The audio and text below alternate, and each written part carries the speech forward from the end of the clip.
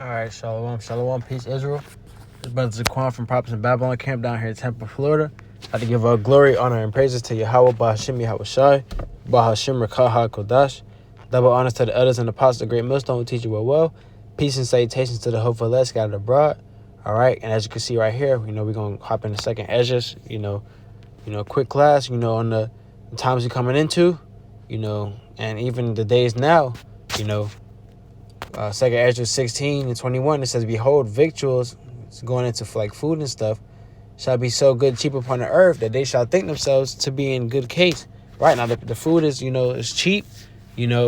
Food isn't really much, but the people thought themselves to be in a good case. Obviously we have, now, food is rising up to inflation and stuff, but before when food was down, a little cheaper, people thought themselves to be in a good case. It says, "And even then shall the evils grow upon the earth, sword, famine, and great confusion." The Lord said sword, famine, and great confusion, right?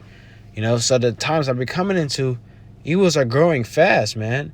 Everybody is out here filling their bellies, People are out here filling their bellies with, with happiness, while all these evils are growing up on the earth, It says, "They shall think themselves to be in good case. Even then shall evils grow upon the earth, sword, famine, and great confusion." So even within the midst of all of this, people are still going to be, enjoying themselves, People still marrying in the last days, getting married, But evils are still growing upon the earth, even within the midst of the confusion.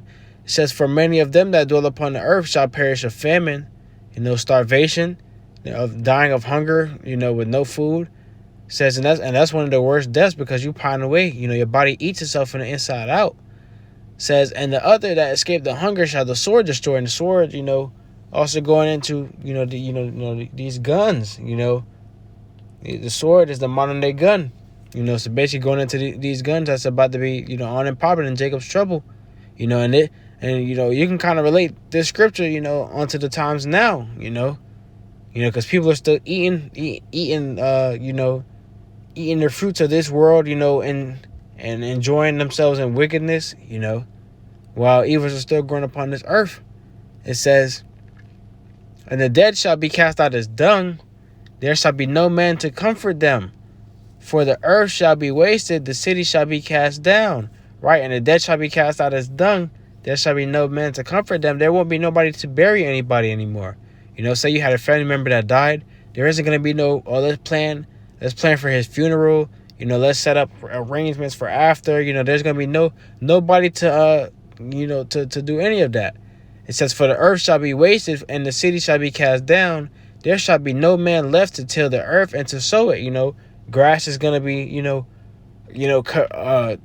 covering houses and stuff. There's no house is going to be able to be, house is going to be looked after, sought after, to be taken care of. Nobody's going to say, "Hey, let me stop and, mow this grass." It says, "The tree shall give fruit, and who shall gather them?"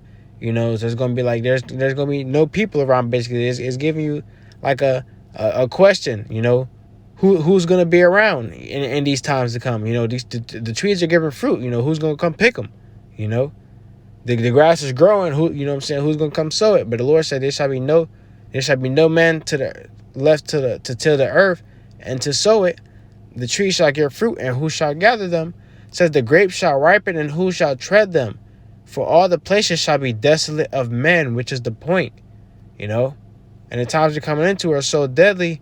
The Lord said, "For all places shall be desolate of men." All places, So it's about to be a lot of death out here, man.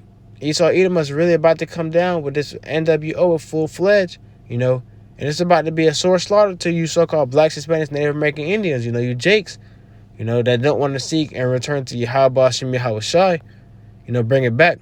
It says, "And the dead shall be cast out as dung, and there shall be no man to comfort them." All right, there isn't going to be burying one another anymore.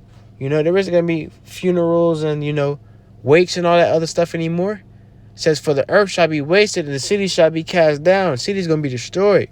"There shall be no man left to till the earth and to sow it. The trees shall give fruit, and who shall gather them? The grapes shall ripen, and who shall tread them? For all places shall be desolate of men. You know, and that's, it's going into the times, that's it's coming up, man.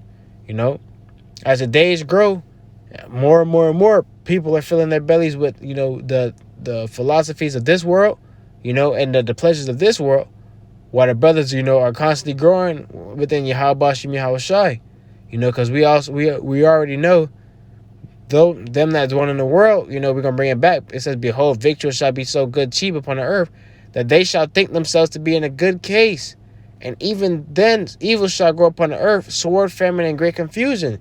So people still eating now on this side and enjoying themselves, but sword, famine, and great confusion is growing upon this earth. Yahweh Shem Shai is Yahweh Shem Shai's spirit is going to and fro within this earth. The Lord is waking people up.